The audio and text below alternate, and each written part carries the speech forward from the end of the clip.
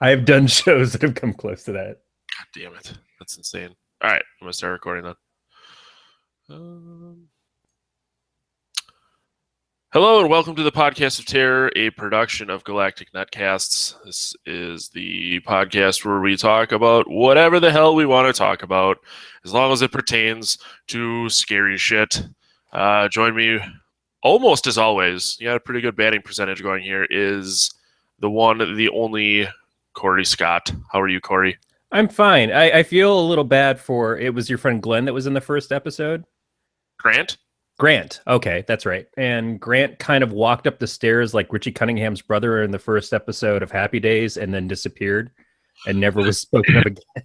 He will be back. He decided to have children like an idiot. I shouldn't say that. I have friends who have kids and I love their kids.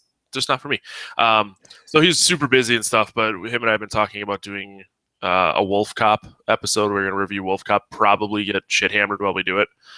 So we'll probably release that as a bonus episode. But Grant will be back for those people who liked him, if anyone liked him. If you didn't, I liked him.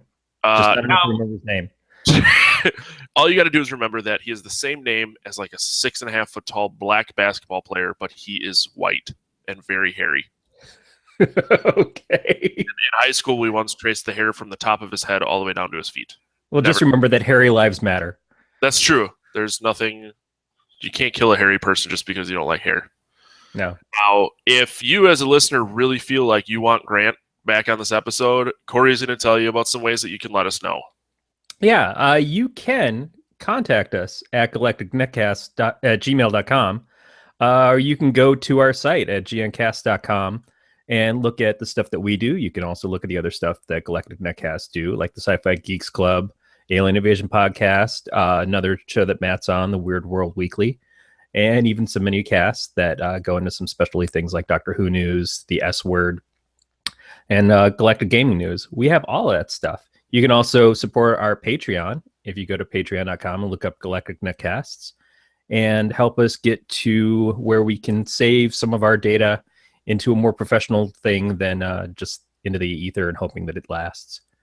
Yes. We are also doing a contest at Sci-Fi Geeks Club for the ability to be on an episode of the show with our guest, Andy Weir, author of The Martian, and the film that's coming up based off of that book. By supporting the show for $1 a month, you can go into the contest. How fucking crazy is that? Because when Andy was on the Sci-Fi Geeks Club the first time, I had like just heard about the book and just read it, and now there's a movie starring Matt Damon. Yeah, which looks really good. I mean, the movie looks excellent. Yeah, and it's weird, like how many people I work with are like, yeah, I have this new book called The Martian, and I'm like, what? Like, I met that guy once, and I didn't realize how big it was, but good for him. Yeah, no, it's awesome. He was an awesome guy on the show, and it shows that he's even more awesome that he's coming back. Yeah, and absolutely. That you have the opportunity, you being the figurative you, not the Matt you, who's already been on the show. I'll be on that episode, though. Dave made sure I'll be there. Excellent. Yeah, it sounds like it's going to be a packed house. There's going to be a lot of people, including whomever wins the Patreon contest. Now, I think that covers everything, right? Yeah, pretty much. Oh yeah. If you like us, do the whole like review thing. We're on iTunes. We're on Stitcher. I think that's it for now. I'm gonna try and get us on Spotify, but I don't know what their laws are, and we'll see. I'll harass the shit out of some people. In honor of NFL starting in the Packers game today, I'm drinking Milwaukee's Best at 11:15 in the morning. And in honor of it being a Sunday and me being up since 7 o'clock in the morning, I'm drinking a coffee that looks like a milkshake. See, I totally would drink coffee, but I had to go to the grocery store, and it was like after church grocery store, so I wanted to drink beer already. Yeah, that's true. Have you ever been to a dry town where they chain up the beer on Sundays? No, because I live in Wisconsin, and that doesn't exist.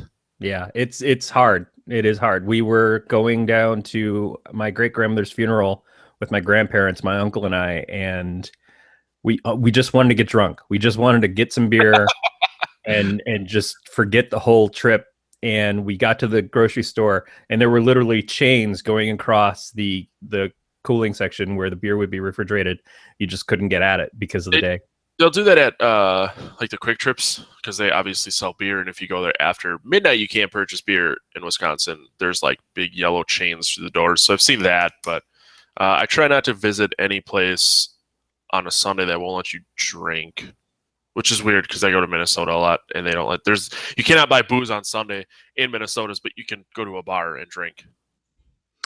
Maybe because there's somebody to regulate you on the Sabbath, because that's what religion is rules. Oh, that's a different conversation. Before we get into the review of Grabbers, which is not a movie about heart attacks, which I initially thought it was, so I was a little let down. But I think we should talk about this giant ass link you have in our show doc, that Myriad greenlit Jeepers Creepers 3 finally. Yes. So Jeepers Creepers 3 has been talked about for a good number of years, at least since Jeepers Creepers 2. I would go as far to say that it's been talked about for a grip. Yeah. It's been vaporware essentially for films. And I'm a big fan of Jeepers Creepers. I didn't really know who directed it at the time. I might have avoided it had I known about the dude and some of his extra curriculars. Yeah. That's why I don't watch Woody Allen movies or who's the other guy? Roman Polanski, right. Oh, I was right. Wow, that's the only name I could think of. That was perfect. But when you're already sucked in, so to speak, you just gotta go with it. And my wife and I are huge fans of the film, so we've been waiting for this Jeepers Creepers 3. And like every once in a while, someone says, "Oh yeah, Jeepers Creepers 3 is coming out." Somebody in her horror group said that it already was out, and she's like, "Yeah, you're full of shit." Yeah. So, but now it's going to actually happen, and I don't know. There was talk that the guy who was chasing him from the second film was going to be in the third film. They haven't really said that he was part of it. The only person that they mentioned besides the creeper guy himself coming back is someone named Brandon Smith is going to be part of the movie. And I guess he's a Disney dude. I don't know. I didn't recognize him, but that was the only Brandon Smith I could find on IMDb. I gotta bring this up. You're a little linky. I mean, I read upcoming horror movies fairly religiously, I guess we could say. And you'd see like Jeepers Creepers 3 is like, oh, it's in talks. Oh, they're writing. They got all this sweet shit. And then all of a sudden it just disappears, never to be heard from again. There'd be hell, and then it's back, and now it's so is it actually greenlit, or is like someone now it seems to I mean, it's gonna come from American Zoetrope, which is Francis Ford Coppola's production company. I think it's actually, this is the official, it's going to happen. It's supposed to be in starting filming in 2016 in Vancouver. And they've got a script. They say that it's going to bring back the Creeper's truck. It'll be addressing big questions about the Creeper, what he is, where he's from, and why he does what he does. So it's the third installment where things kind of come together and maybe give you a few more answers. But I haven't minded not having those answers with these other films. No, and I'm fairly certain this movie is going to tank. And I say that because, the huge gap between 2 and 3, and 1 and 2 really only had a cult following at this point. So are you going to be able to get all those people to go into a theater? Or is it going to tank in the theater and then do huge on, video on demand and DVD release? I think that's the thing, is that this kind of film makes more money on the DVDs later and through the streaming deals that it's probably going to get. So I wonder if than it would in the theaters at all. Theater and just go straight to video, which straight to video or straight to video on demand has a really bad stigma about it. That's like striking out in softball. You know what I mean? Yeah.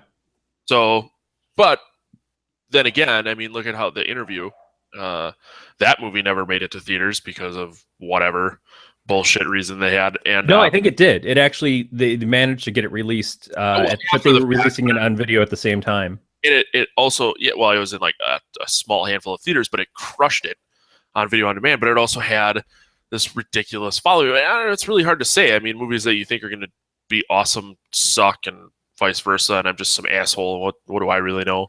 Well, it's more about, if you don't have to go into the theaters, then you don't have to spend a lot of money on advertising. You don't have to do all that extra stuff that affects your budget.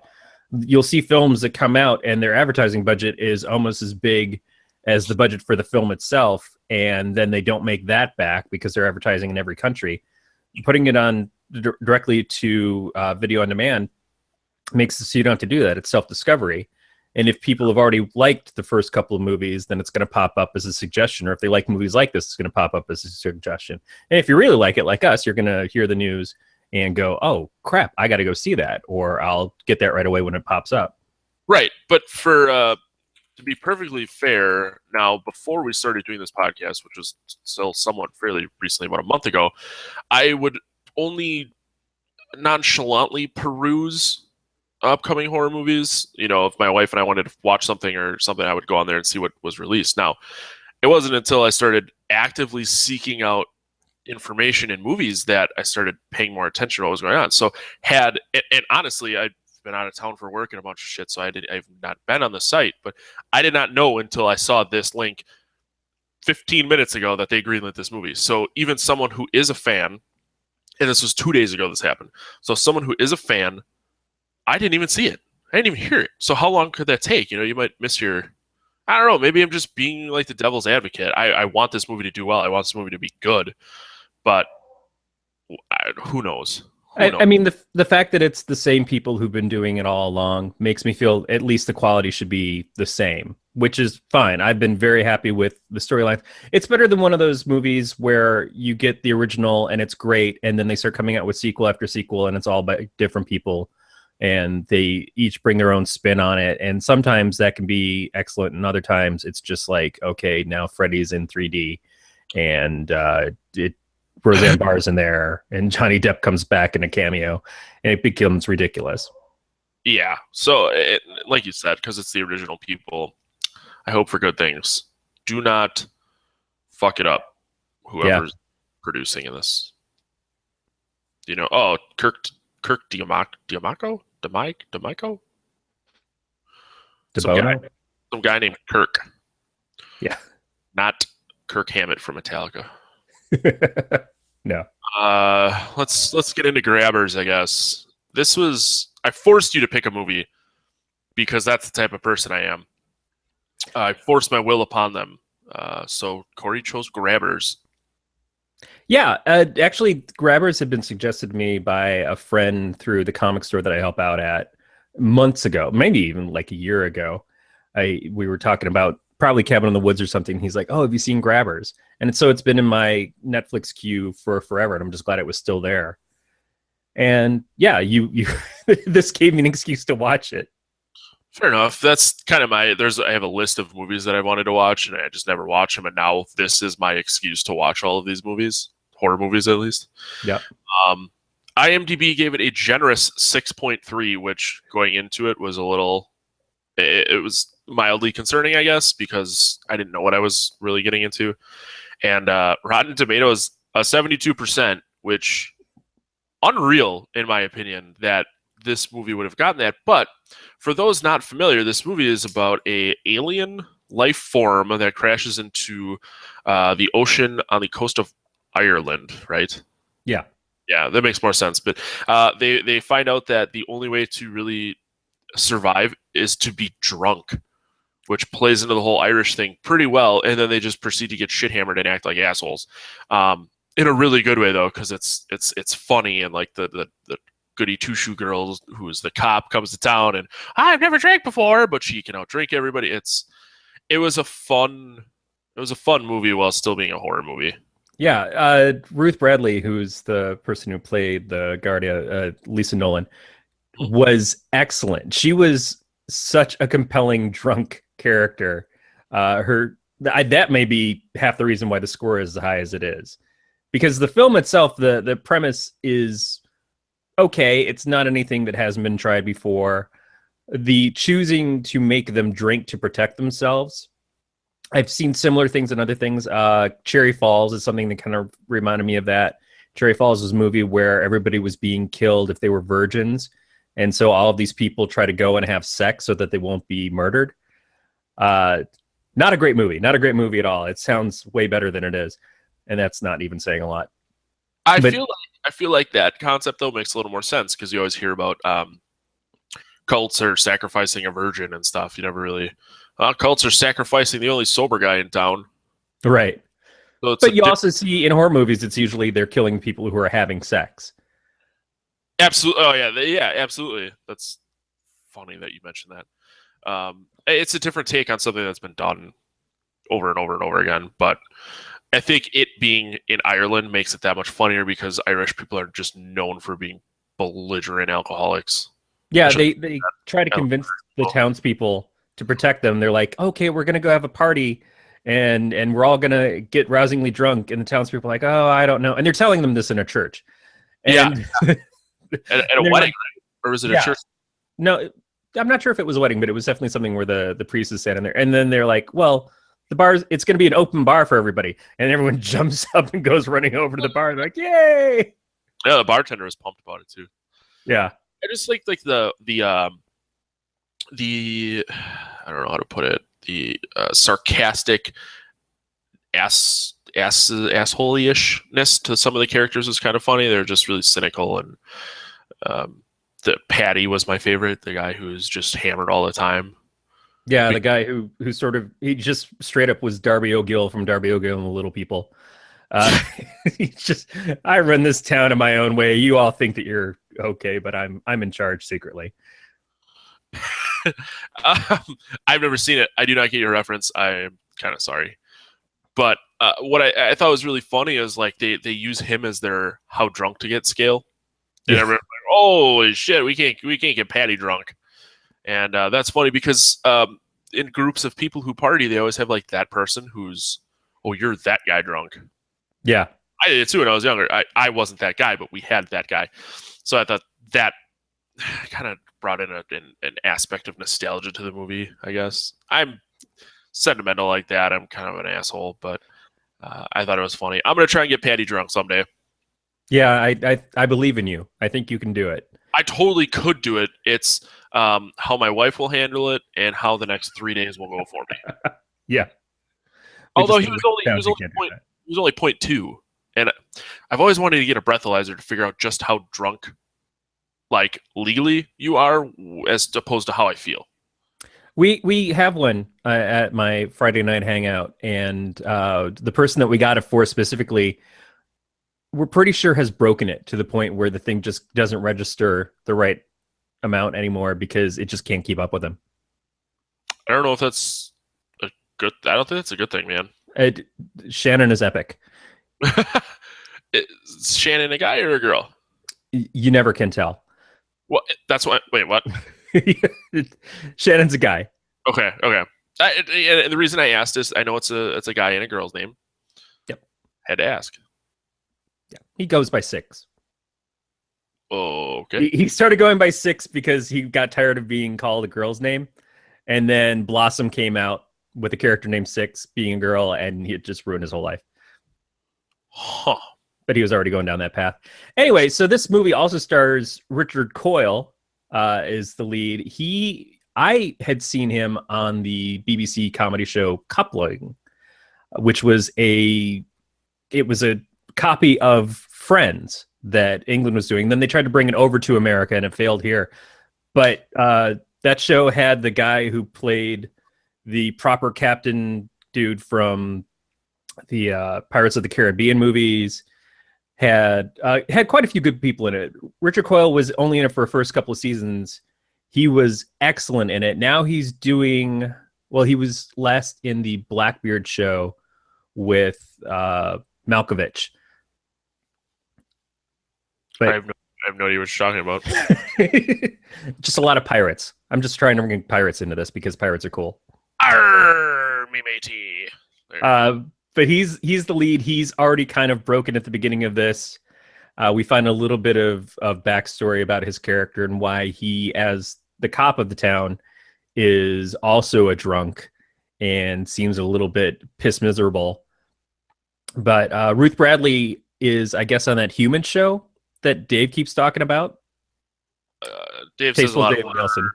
and I'm just trying to point out that some of these people are actually in other things, and they're well-received things.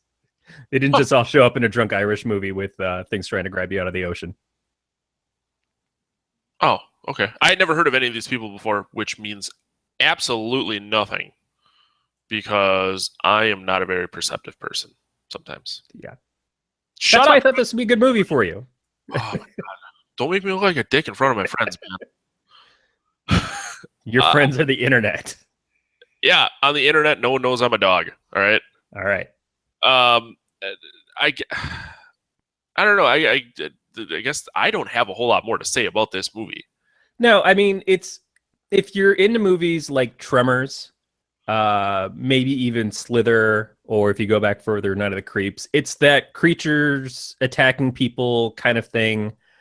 Just weird alien stuff that you don't understand why it's even there. It's that kind of vibe, but it's got the humor to it as well, which all of those movies do too. I think it's a perfectly good follow-up to a foreign version of Tremors. I could see this movie being on the Sci-Fi Channel, like around Halloween, where they play like Tremors and all of those movies. I'm sure there's spiders and Sharktopus versus Mega Leviathan. Yeah, but I hold the acting at a much higher value than what. Absolutely, 100. I will give you that, hands down. The acting did not suck in this movie, which was. I'm not gonna say like I expected this movie to suck. I'm not gonna say I expected this movie to be good. It was a pleasant surprise. I enjoyed it. I would give it 3 out of 5 dead hookers.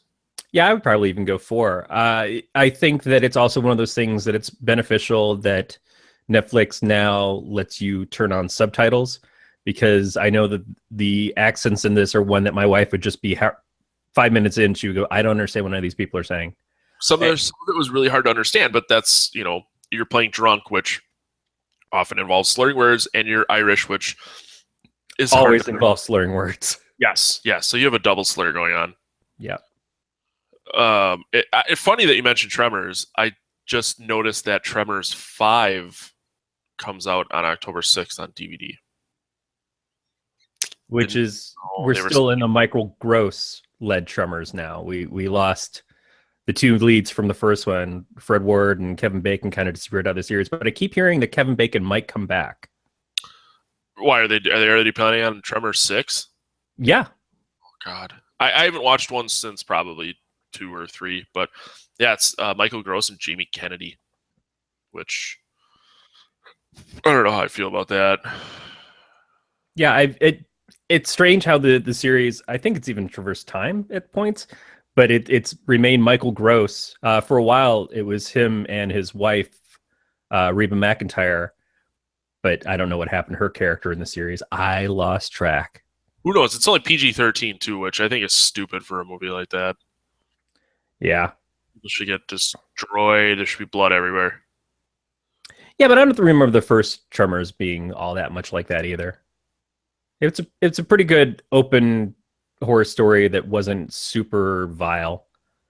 I guess I don't really recall, which that was a lot of years ago in my times. I remember seeing it on a buddy that I hung with in high school. His mom loves like those sci-fi movies, so she'd always just sit in their kitchen and like smoke cigarettes and drink like Admiral Nelson and watch Tremors on Sci-Fi. It is a good flick. Yeah, I enjoy it. Yeah, I this is your opportunity to say anything else you have to say. Otherwise, I'm ready to wrap this one up. No, I think this was our first real change of pace. I tried to bring something at least a little different in, because there were movies that I was looking at, and we'll probably get back to those too. But this one was far and away different from the Slendermans and the Cropsies. Absolutely, and like I said, I enjoyed this movie. I enjoyed the change of pace. There just isn't a ton to talk about in it. There wasn't, It does seem like one of those movies, though, that should, like Tremors, get sequels where they start to explain the aliens a little bit more, because we didn't get much about them other than the fact, and they left it open. Obviously, anytime you have something like this, you got to leave it open at the end for more to happen. I'd imagine that they would make another one. I also guessing that it's based solely on how well it does. Which, and I don't know how Netflix does their, how they determine how long something's on and if it's by views or if it's just a period of time. But I don't know if it's a good or a bad thing that it's been on for a year. I would highly recommend doing this movie again. The sequel should take place in New Orleans during Mardi Gras. Oh, damn. Yeah. That'd be really funny. Like someone gets killed because they're faking that they're drunk, and then all their friends find out that they're not really drunk because they just got eaten. Oh yeah, that would be great. Who's the late mass at the party method? All right, put your face near this fishy thing. Yep. Oh, damn it. Let's do it. I'll drivers. I got like $40 on me right now. Let's do this. Yeah.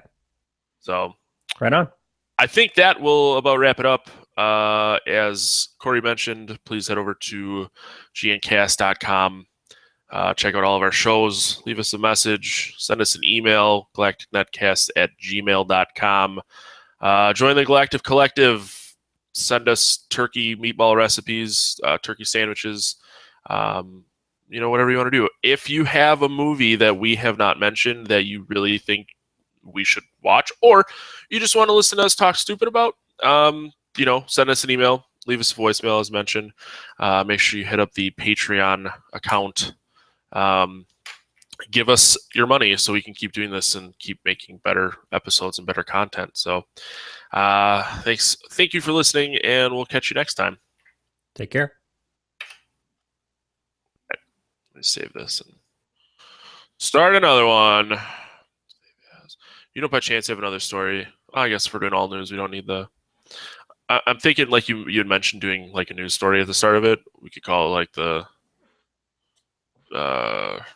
Horror Weekly or This Week in Horror or something like that. Yeah, I didn't even realize that's what you were doing with the stuff down here. Oh no! This is I thought. Wait, are we doing 2 episodes right now? I don't know. God, what would be the other movie that we would have seen? All of this stuff was for a news episode. Okay. So, I figure what we could do is when we review a movie, get a news story. Yes. We do a news episode, we'll do a few news stories, and then the releases like I have. That sounds good. Okay. And then we'll try and do... Now, The Visit already came out, but that's not a big deal. What the fuck was I doing? You gotta keep in mind, sometimes I think of things and I don't remember if I said them or not, and... Alright. Let me get all this shit out of here. Do you want to do all the stuff again? Yeah. Okay.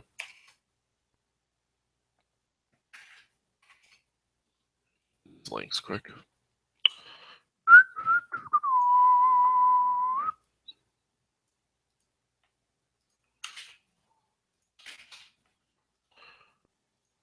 I did see that this Friday the 13th series was happening, and I got really excited.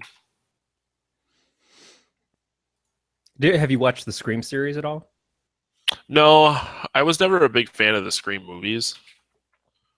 I like the Scream movies, but it's so far departed from it, and it's on MTV. See, I love Teen Mom, so it does not bother me. What the fuck? I think you can pay a little extra and actually get to love one of the Teen Moms. Probably. Seen one of their buttholes on the internet. Right on Best Horror Movies Friday the 13th. Man dresses up. All right. Do you want to just go down the news stories and then straight into the releases, or do you want to go back and forth, or what are you thinking? Either way works fine with me. God damn. The news stories are going to prompt the discussion. So it's just a matter of, do we want to try to do all discussion and then do releases at the end, or vice versa? We could do discussion and releases, and if we think it goes poorly, we can always change it in the future. Yeah. All right, I will start the recording. Hola, ¿cómo estás? Guten Tag. I don't know any more Spanish. I don't even really know German, and I took that in high school. Viva la hamster. Viva, Viva la resistance! This is a podcast of terror. You're hearing Corey, who's also yelling probably obscenities in a different language that I don't understand. This is our show. We're going to talk about some horror stuff. We're going to cover some. Actually, for the first time ever, we're doing a news episode. When I started this thing, we're going to review a movie. We're going to do news. We reviewed like 5 movies, and now we're doing news. Finally, better late than never, as I say. Corey, how you doing? Doing okay. You know, it just takes a lot less effort to just have a movie on in front of you and then talk shit about it afterwards than it does actually go and find news. I completely agree. And the problem is it took us a little while to kind of get synced up and get everything going. So I had like a news episode. I actually had one recorded with Grant, and it took me so long to actually get my shit together that all of the news was out of date by the time that I was going to release it. So we'll figure it out one way or another. We're a little slow, but we're fun to be around. So that's why people keep coming back, I guess. We hope. Yeah, and as mentioned in previous episodes, I like to tell Corey what to do. That's a complete lie. I hate doing that. But he's going to read a bunch of stuff to you about how you can keep in touch with us and give us your money.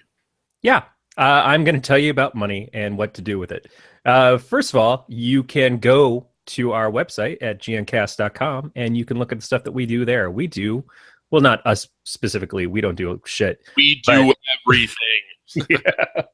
Matt does a show called Weird World Weekly that if you're a fan of this show and you want to just go a little bit more off the beaten path and beat up another path, you can listen to that one with him and Dave. It is an excellent 15 minutes of fun information that you probably didn't think you wanted to know about.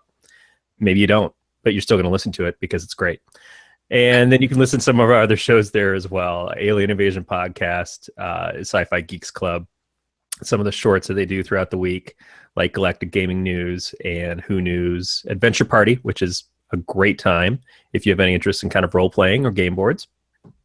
And you can also find us on iTunes and Stitcher. You can listen to all the shows there. We've got a mega feed, or you can go show by show individually and listen to those. You can give us a thumbs up or a thumbs down on Stitcher. I'm only going to talk about the thumbs up from here on out.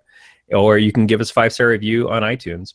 And you can give us feedback at galacticnetcast@gmail.com or leave us a voicemail message by going to galacticnetcast.com. We've got a link over on the side there. And most of all, what Matt was talking about, you can break out your wallet and give us a little cash, cashola, payola, on the Patreon. If you go to galacticnetcast.com, you can find a link to our Patreon there. You can go to Patreon and scan for Galactic Netcasts and maybe put in like $1 a month. That's all we're asking, $1 a month. And that would enter you into a contest to be on an episode of the Sci-Fi Geeks Club with Andy Weir, who's an awesome dude who wrote a book, and it's being a movie.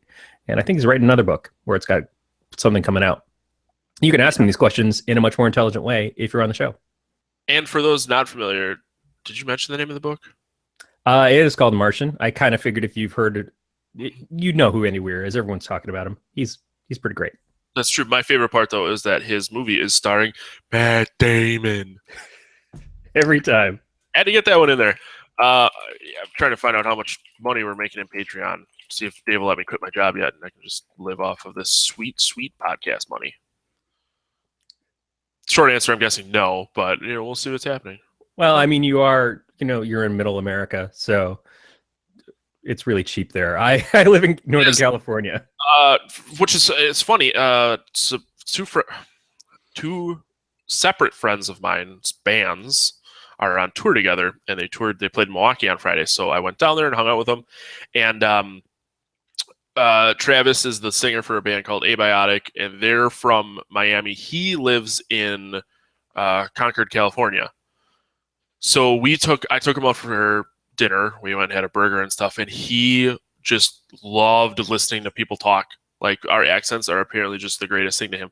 But we were comparing the cost of living, and I was telling him about how my wife and I are looking for a new house and stuff, and he was just kind of like, oh, what is X amount of dollars to get you here? And I said, well, we paid like $124,000, and we have an 1,800 square foot house on a third of an acre with like a big fenced in backyard and a really safe neighborhood. And his jaw dropped, and he goes, him and his mom have like an 800 square foot apartment, and it's like $1,200 a month. And I'm like, yeah, I'll stay here, man. Plus the cheese is better.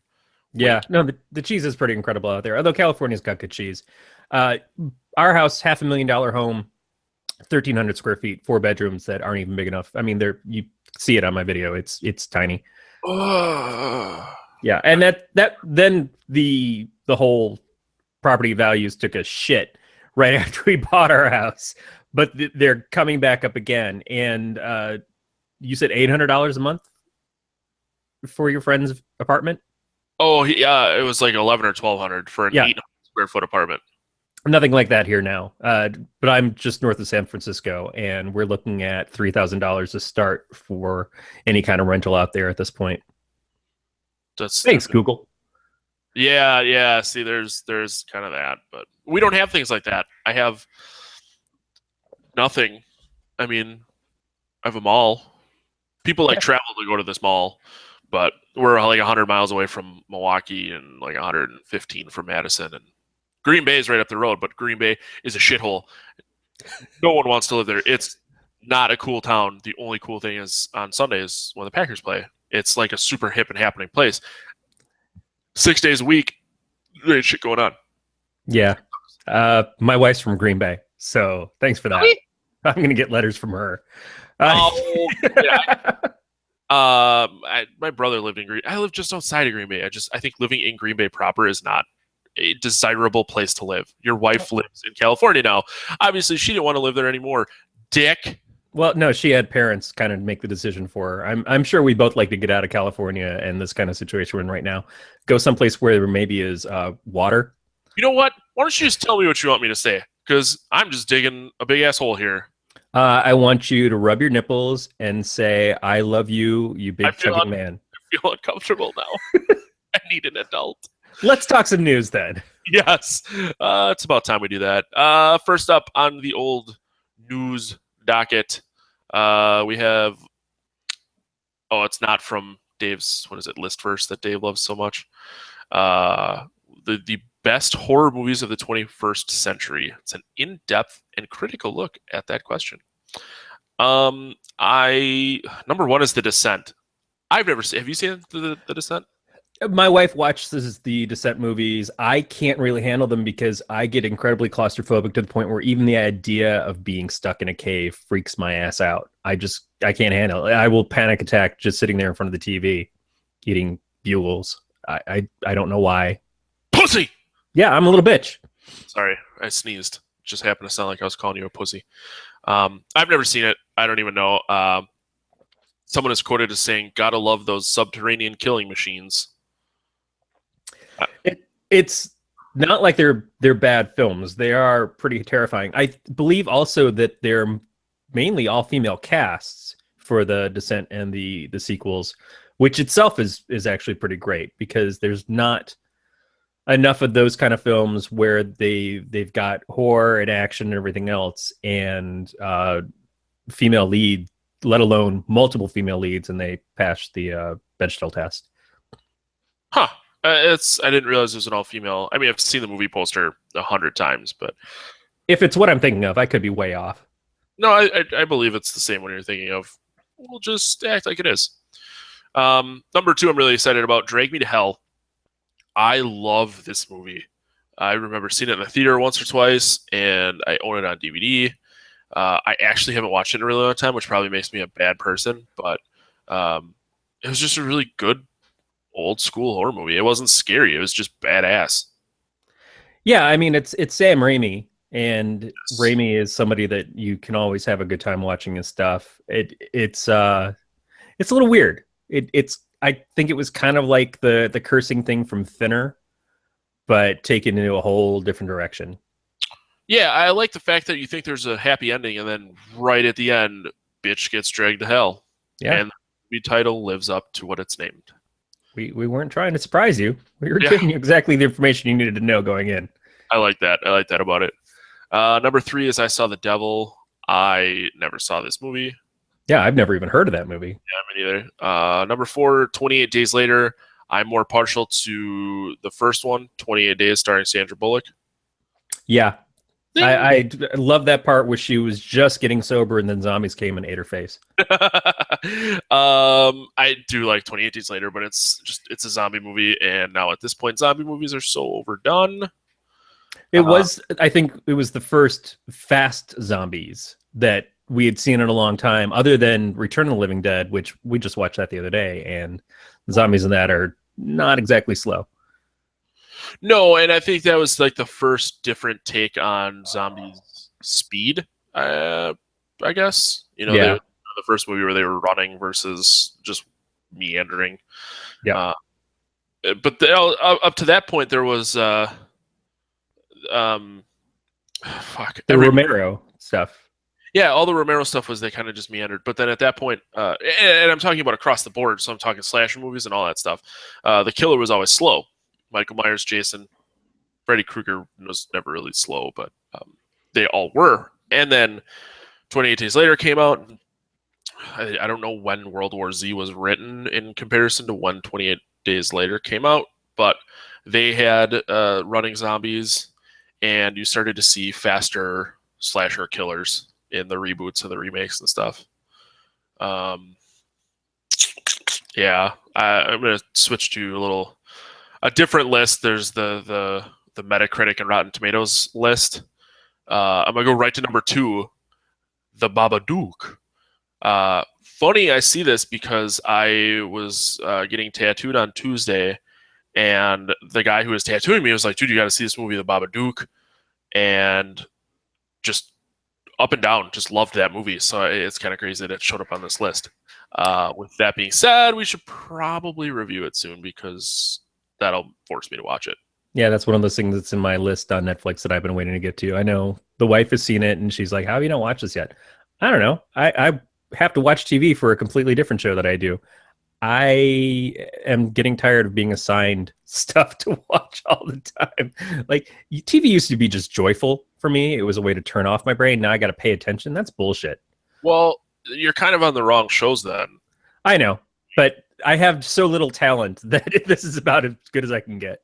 From what I understand, you have a butt that don't quit, so you could probably go that direction if you needed to. Yeah, that's true. Back to what we're here for, other than Corey's sweet, sweet dumper. Number 7 on the Metacritic list is Drag Me to Hell. So you see it on multiple places. Going back up because I have a hard time going in order. Number 3 is Let the Right One In, which everyone and their mother has seen. Everyone and their mother loves. Yeah. A lot of these I've never heard of. Number 4 is It Follows, and that's a pretty recent one to be that high on list. But I've got to say, I tend to agree. It was a really good film for me. Now, I connected to it a little differently because it was filmed in Michigan, and I recognized a lot of the places in it. But I was pretty impressed with the flick overall. Now, keep in mind, this list is all based solely on Rotten Tomatoes and Metacritic scores. Yeah. So It Follows got an 89.5, which, don't get me wrong, is pretty good. But I remember hearing about, I should probably watch this movie. You think so? Yeah. Yeah, I liked it. Number 5, A Girl Walks Home Alone at Night. I just heard about that one the other day, and it was going on my list of things to watch. That's jumping up on a lot of best of lists right now. Yeah, the last one I want to cover for this story, I guess, is the movie Trick or Treat. That is a great damn film. I've never seen it, but they didn't remake this one, did they?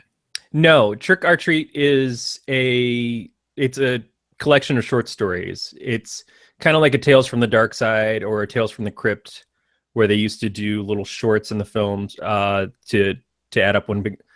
What was the other one? Cat's Eye from Stephen King. All the Creepshow stuff. Oh. It's more like that, but it has a character that kind of is the overarching thing, like the Crypt Keeper.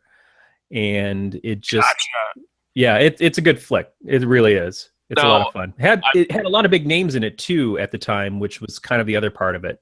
I briefly got Trick or Treat mixed up with the 1986 Trick or Treat starring Gene Simmons and Ozzy Osbourne. Yeah, that was the musical one where Gene Simmons played a DJ, and we found out about getting a album that was pressed that was a much higher quality than regular albums, so you could model other albums off of it.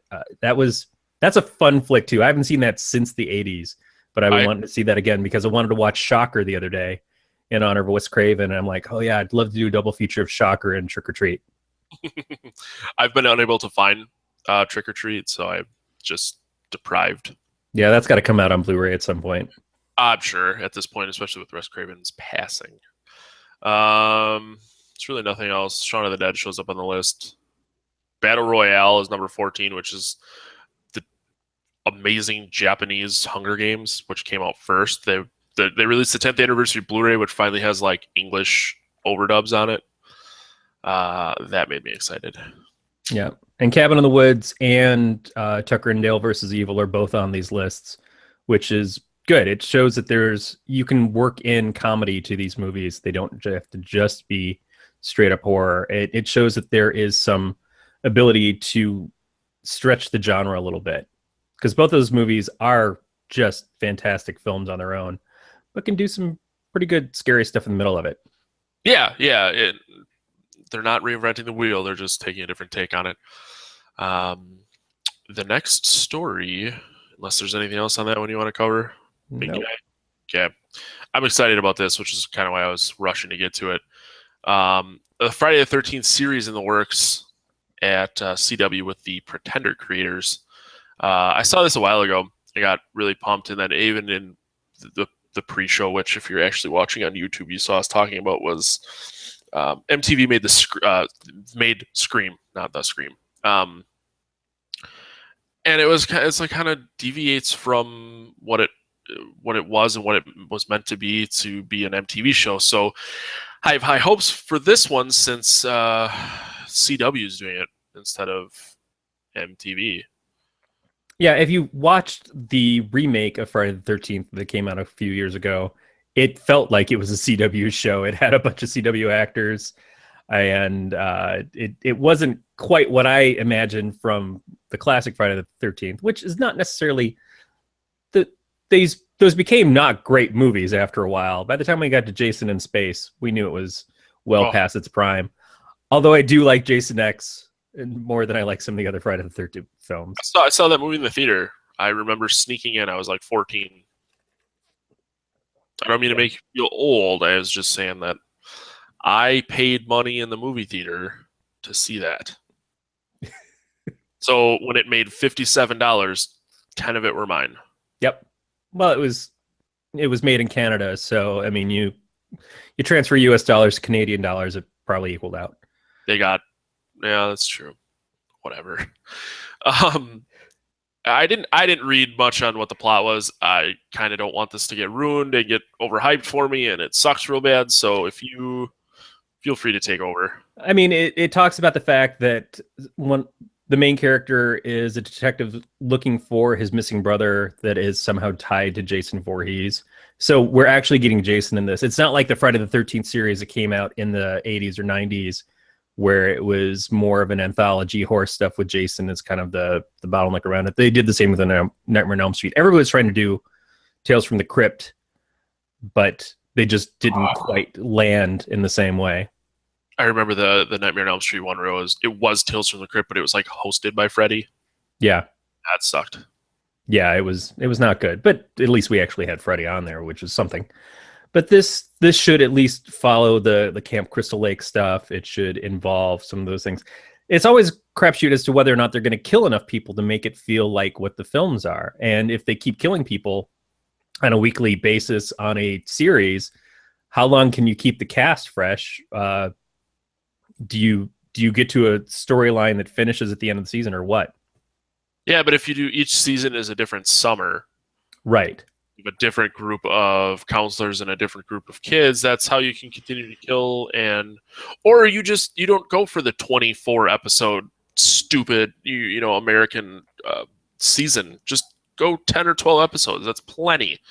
I'd rather have 10 or 12 good episodes than 24 half-assed shitty episodes that, if I get to the end of a season that's 20 episodes and I just want it to be done, that's not good. I'd rather have 10 and really want more. Yeah, I feel the same way too. I'm getting more like that with TV. Is I either want the seasons to be split, like they've been doing with almost everything in the USA Network, or even some of the main TV series on network TV. They've been splitting the season around the holidays to give you one storyline and then another storyline, and when it comes back. I just think that 22 episodes, it's too hard to write to that. 24 seemed to do it okay because of the fact that it was supposed to be an hour of the day going along. It made a little bit of sense that way, but a lot of TV, it's just too hard to pull off. Right, and I don't know. Jack Bauer needs to get his shit together. Maybe he should move because that guy's life sucks if he keeps having full 24-hour days of bad times. I'll just want to get that out there. Yeah, and this is the CW, which is related to CBS. I was going to say CBS in 2008, 2009 did a series called Harper's Island, which was a bunch of people that were being murdered. There was a serial killer going around on this island killing these people from this wedding party. It was pretty impressive for the fact that it was on CBS, of all things, and it was, people being killed pretty violently for a TV series. So I'm kind of hopeful that CW can at least achieve that level if they're going to do something that's based off of Friday the 13th. I still think the most beautiful and horrific show that they've ever done with this kind of theme is Hannibal, which was gory, but so gorgeous at the same time. I don't think they're going to reach that level. I'd be curious. Like you said, they have to kill, and they have to kill a lot of people, and it doesn't necessarily have to be like ridiculously gory. I almost called Jason Corey. Sorry, buddy. Jason was never known for like torturing people. He would just kill them in very clever, brutal ways. Like the machete through the mouth, and I think it was 5 into the tree, and beating the shit out of the girl with her in her sleeping bag, hitting it against the tree. Yeah, so I think as long as they kind of stick to that, it doesn't have to be gory. It just, the visual has to be there. There has to be violence, though.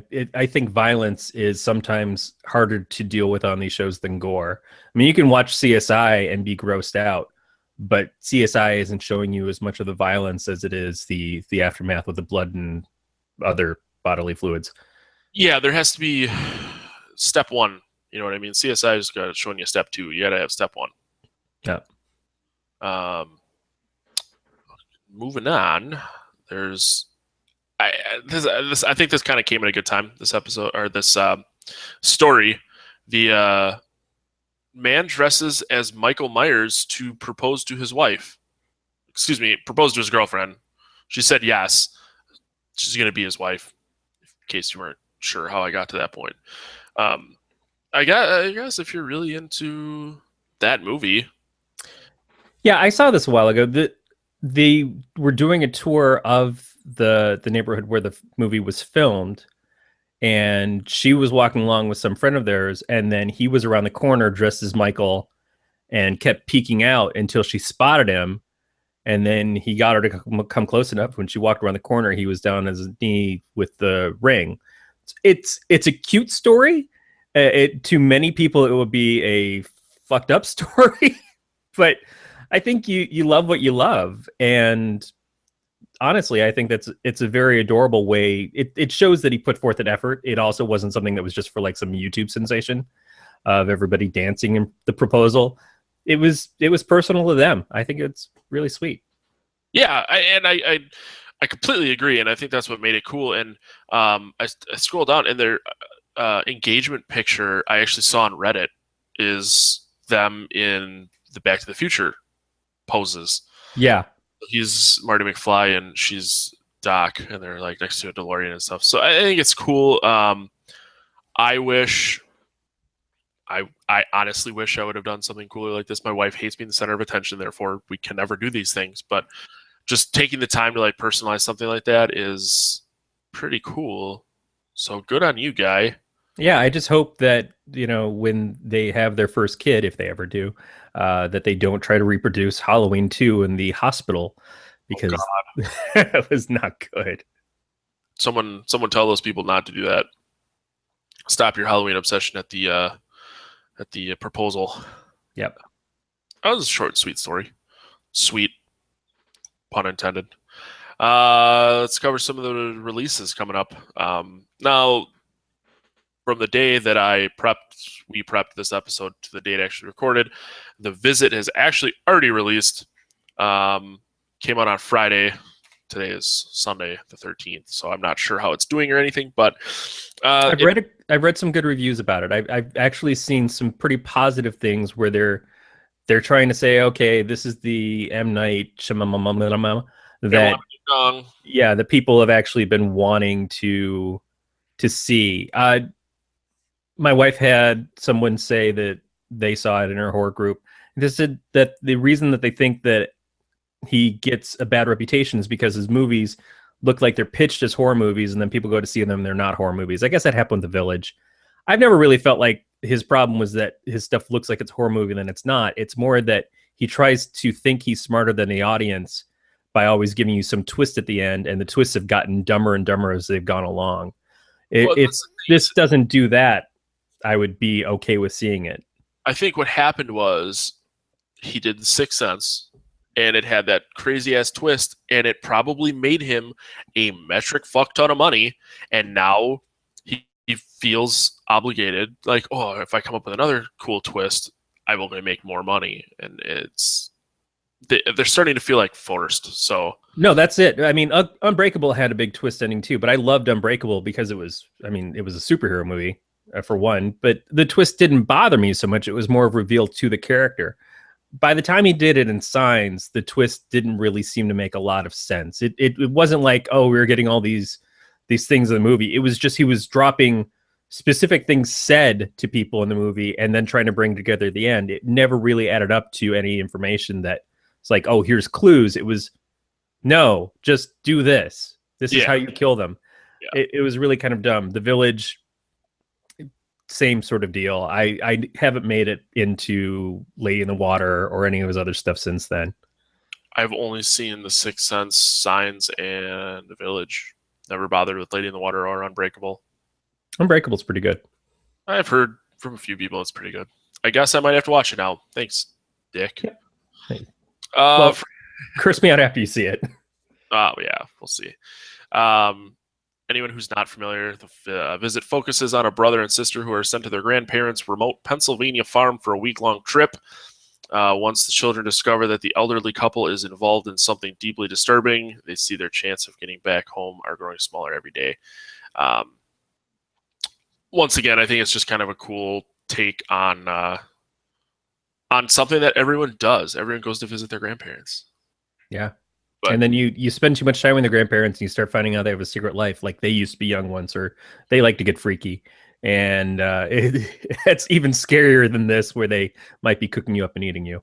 Yeah. As mentioned, it is directed and written by M. Night Shyamalan Ding Dong, starring Catherine Hahn, Erica Lynn, some crazy last name with a couple consonants next to a Z, Ed Oxenbould, Peter McRobbie, Benjamin Keynes, Deanna Dunagan, and Olivia DeJean. I've never heard of any of these people. Catherine Hahn I've heard of because she's in a lot of the comedy stuff. She was in Step Brothers. She was the wife of the asshole brother that was all over. I can't think of his name now. Yeah, Riley, but she was also flat when they were singing "Sweet Child of Mine." Right. Yes. One of the best scenes of all time. Yeah, I did not realize that she was in this movie. Yeah, she plays the mom. They keep showing in the preview she's the mom who completely ignores the kids' cries of grandma and grandpa are fucking crazy. Oh, no, they're just old. Okay, that's good that we equivalate old to being batshit, but that's great. That's a good message. So I feel like batshit crazy and old kind of go hand in hand sometimes. Yeah. I would seek out relations with that woman. Next up, she's kind of amazing. I think she's pretty attractive. I'll let you talk about the next one. Okay. Since I know shit about it, thanks. I know so it's just, it's very similar to grabbers in from what I've seen. So we'll just leave it at that. Yeah. September 18th. So this coming Friday? Yep. Is Cooties is being released. It revolves around a mysterious virus that hits an isolated elementary school, transforming the pre-adolescent children into a feral swarm of mindless savages. An unlikely hero must lead a motley crew band of teachers in the fight for their lives against the monster's pupils. This pisses me off because it's another story that I was going to write, and someone got too ahead of me because I'm slow and really worthless. I don't know why you had to get all weird and sad about it. Well, that's my job. More people directed by Jonathan Milo and Carey Murnion, written by Ian Brennan and Leigh Whannell. These are all names I don't recognize. But it does. It is stacked in terms of who's in this movie. Yeah, Elijah Wood, Alison Pill, who is excellent as the drummer in Scott Pilgrim versus the World, Rainn Wilson, Jack McBrayer, Jorge Garcia, Nasim Pedrad, Leigh Whannell, who is also one of the writers. So cool. That actually looks pretty good. I mean, just from the cast. And since I wanted to write this story and I didn't get to it, I think the story is gonna be really good. I think it's going to be a fun movie. It's going to be another one similar to Grabbers and Shaun of the Dead, where there's horror aspects, but it's just a fun movie at the base, and that's pretty awesome. Also, because it's kind of the opposite of what Elijah Wood was in The Faculty in the 90s, and now he gets to, I'm assuming, play one of the faculty himself, but they're the ones that are getting attacked again. So Elijah Wood's always running from somebody. Yeah. The Faculty was supposed to be a scary movie, and I think he kind of figured out that that's not where he should be. Like, I really liked him in Wilfred, and that was like a more psychological, dark comedy. So I think that I'm hoping, I'm just speculating at this point, but I hope that's where Cooties is coming from too, and it kind of gets that same dark humor out of him. Yeah, I mean, Wood has done some great weird parts. He's one of those guys that, while being in one of the most successful film trilogies of all time, has still continued to do weird roles, like going onto TV and doing Wilfred for several seasons, which just a strange transition from what he was into being in that. I think that he's capable of doing a good, fun, weird horror film. Yeah. And yeah. You couldn't have said it. I could not have said it better myself. So I'm looking forward to it. Planning on seeing it. The last movie we have here, Before I Wake. I haven't seen much about this, and if I saw commercials, I'm not perceptive. But it's an intense and heart-pounding supernatural thriller with Jesse, played by Kate Bosworth, Thomas Jane, decide to take in a sweet and loving 8-year-old boy, Cody. Unbeknownst to them, Cody is terrified of falling asleep. At first, they assume his previous unstable homes caused this aversion to sleep, but soon discover why. Cody's dreams manifest in reality as he sleeps. In one moment, they experience the incredible wonder of Cody's imagination, and the next, the horrific nature of his night terrors. To save their new family, Jesse and Mark embark on a dangerous hunt to uncover the truth behind Cody's nightmares. This sounds like a mix between is it The Orphan, where they take in the girl? The Orphan, yeah. There's a lot of films where they have some creepy kid and things start going wrong with that. But at least this sounds like it's internal to the kid, but it's external to the kid. It's not like the kid is the one who's crazy and trying to kill them or doing things that are just outright wrong. It's the kid has some sort of paranormal problem, and they're trying to figure it out both to save themselves and to save the kid himself, which is a little different from what those other movies bring. Yeah. Yeah, and it sounds like it has like an aspect of Insidious in it where, stuff's going on in his head, so they'll probably have to go into his dreams or some shit and try and figure out how to stop him from manifesting his dreams into real life. Yeah, if I kind of go back to, if the kid's dreams are causing the problem, like in the Nightmare on Elm Street movies, I think it was in Dream Warriors, they talk about the guy who cut off his eyelids so he couldn't fall asleep. Yeah. At some point, I'd be looking at the garden shears in this kid's face, thinking, how much are we really going to put up with this crap? Yeah. I just noticed that the recording stopped. Oh no. uh, at 18 minutes. Well, Don't. you might be able to capture the audio again from the video feed. Yeah, I'll have to do that. Well, son of a bitch. I totally derailed me. I'm like, why is... Because I always check it to see how long we've been talking for. Yeah. We've been at 18 minutes for a while now. Yeah. Getting back on track, sorry. It was directed by Mike Flanagan, written by Mike Flanagan and Jeff Howard, starring Kate Bosworth, Thomas Jane, Annabeth Gish, Dash Mahok. Why does that name sound familiar? And Jacob Tremblay. That name also sounds familiar. Yeah. No, I think Thomas Jane he's been in a couple of horror things. What was the Stephen King movie that he did? Bad luck with this kid in that too. Where they were trapped. Oh God, crap. It was just like Grabbers. And the fact that these creatures coming out of the mist. It was the mist. Oh, okay. I have not seen that one in a while. Yeah, that's a movie with a rough ending. Yeah, it was a bad ending. So, but at least we know he's capable of going all the way for a film. I mean, his Punisher stuff, even when the Punisher movie wasn't exactly what we wanted it to be, then he did the short himself afterwards with the Punisher in the laundromat. Thomas Jane is someone that I respect because he will really lend himself to a role.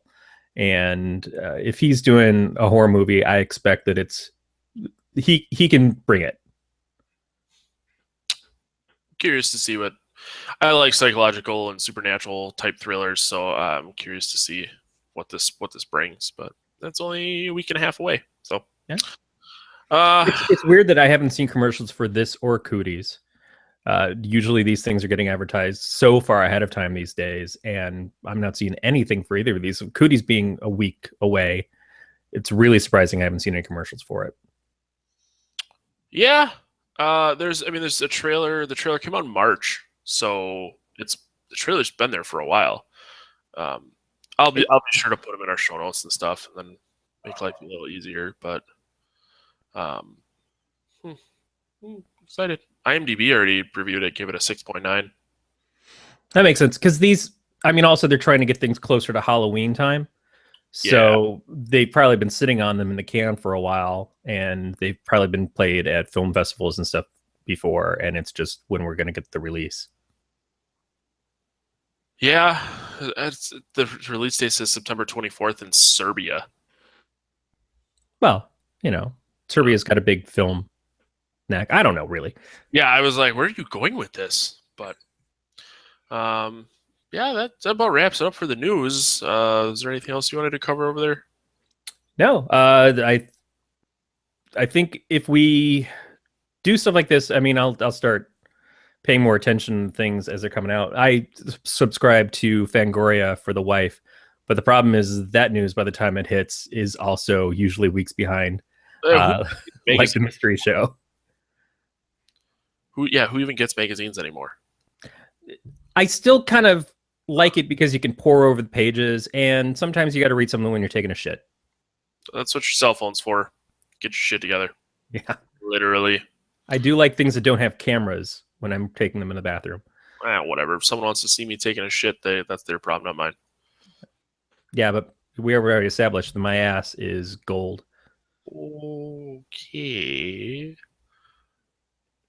I don't know what to say to that. Thanks for listening, and we'll catch you next time. Yeah. Your butthole.